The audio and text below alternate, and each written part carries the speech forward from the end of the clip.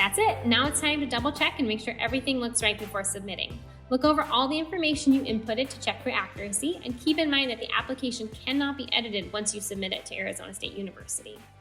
Once you submit your application, you will be given the option to pay the application fee at the time of submission or later on. If you do choose to pay later on through your My ASU page, we will not begin to evaluate the application or process it until all the priority tasks have been completed, including paying the application fee and submitting all your official transcripts. To pay the application fee later, you will log into your My ASU to submit the payment under the application fee request listed in the priority task box. Your ASU Right login information will be sent to you in about 3 to 5 business days after submitting the application. If you have previously applied to ASU, your ASU Right information to access your account will be the same as previously, and your new application will show up on your current My ASU page.